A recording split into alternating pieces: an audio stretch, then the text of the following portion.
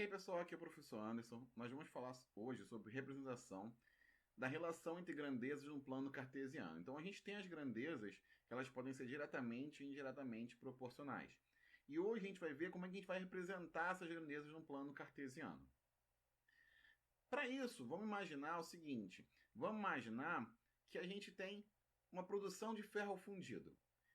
E aí essa produção ela vai ser dada através do tempo e da quantidade de produtos. E por tempo vai ser fabricado.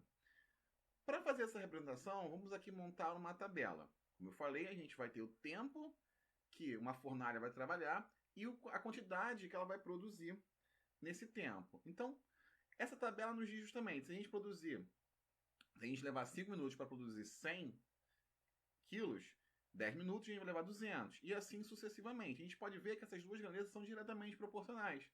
Porque enquanto eu aumento uma, a outra também aumenta. Então as grandezas tempo e produção, elas são diretamente proporcionais. E aí eu vou fazer o seguinte, eu vou pegar essa tabela e vou começar agora a montar o meu gráfico, tá? No meu plano cartesiano.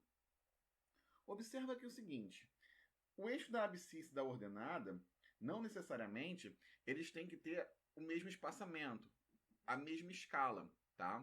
Por quê? Porque a gente está falando de grandezas diferentes.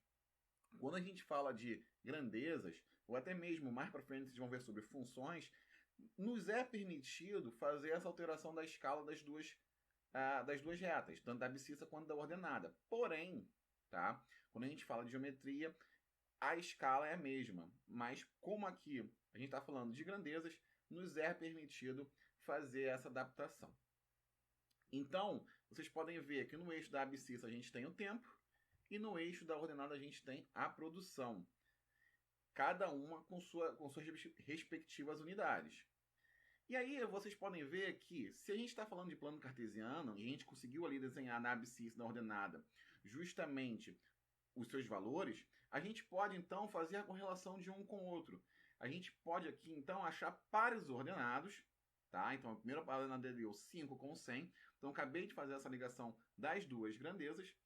E aí eu consigo achar os outros. Posso achar o 10 com 200, o 15 com 300, o 20 com 400, o 25 com 500 e o 30 com 600. Então, o que eu estou fazendo? Eu estou pegando aquela tabela e montando pares ordenados para justamente formar o meu gráfico. E quando eu junto esses pares ordenados, já que o eixo da abscissa e o eixo da ordenada agora são eixos de tempo e produção respectivamente, eu posso juntar esses pares ordenados. E na hora que eu uno esses pares ordenados com um gráfico, a gente tem aqui uma reta.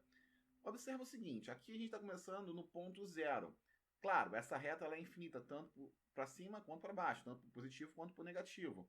Só que, como a gente está falando de uma produção, é coerente a gente começar no zero. Significa então o quê? Que o nosso gráfico está no zero da nossa função. Por quê? Porque eu não vou ter uma produção negativa com menos tempo.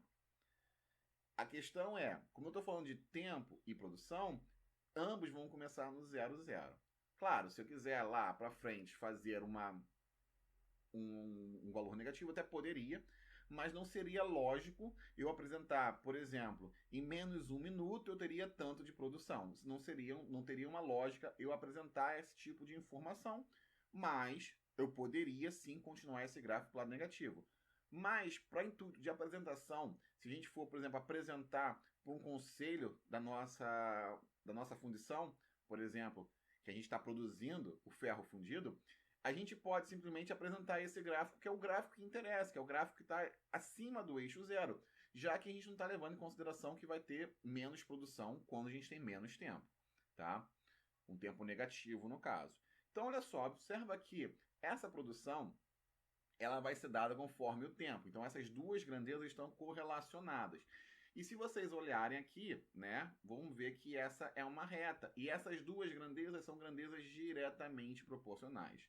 Então, o que eu posso dizer? Que o tempo versus produção são duas grandezas diretamente proporcionais e essas grandezas formam uma reta.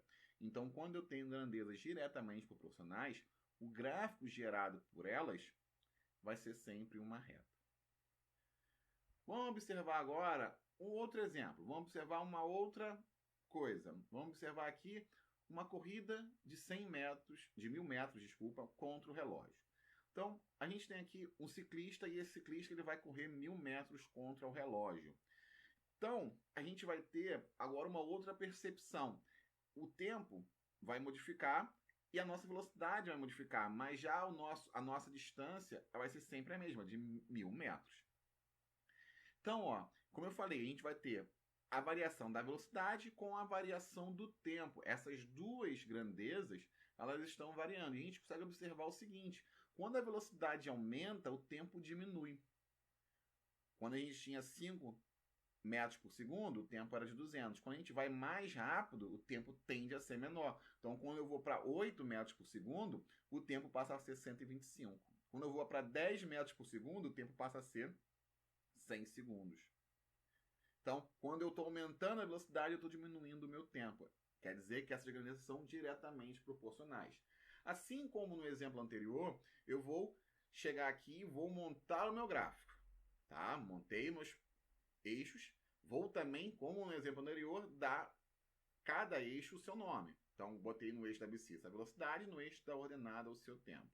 Também me é permitido não ter as mesmas grandezas para os mesmos eixos, para os eixos diferentes, no caso. Eu não preciso manter essa mesma grandeza do eixo da velocidade com o eixo do tempo, já que a gente está falando de grandezas diferentes, então a escala ela pode ali se alterar para a formação dos eixos.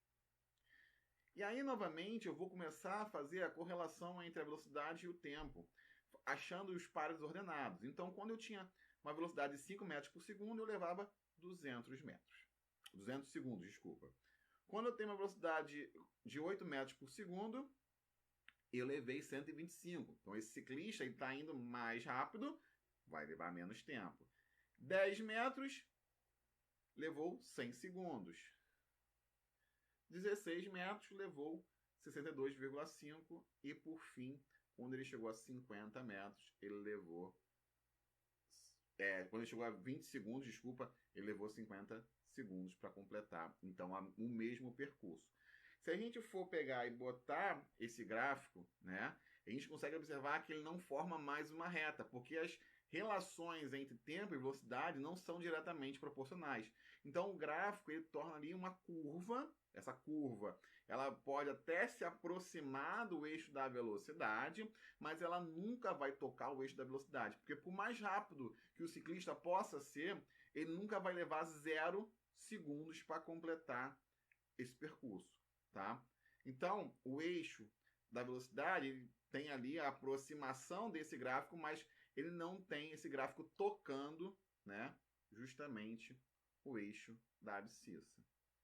Então, essa grandeza, a gente pode ver que essas duas grandezas elas são inversamente proporcionais. Então, eu tenho um gráfico de duas grandezas inversamente proporcionais e elas, então, são diferentes, né, por conta da sua forma de desenhar. Então, velocidade versus tempo são grandezas inversamente proporcionais e vão gerar uma curva, um gráfico de uma curva que se acentua bem próximo ao eixo da abscissa, mas nunca a toca. Certo? E é diferente, então, do eixo, né? É diferente, então, na verdade, do gráfico da diretamente proporcional, que na verdade é uma reta. Aqui a gente tem uma curva que, por mais que se acentue o mais próximo possível do eixo da velocidade, não toca. Já o outro, a gente tem ali uma reta que vai partir do zero, geralmente, quando a gente quer melhor apresentar, e ela vai para o infinito. Certo, gente? Espero poder ter ajudado. Bons estudos e até a próxima.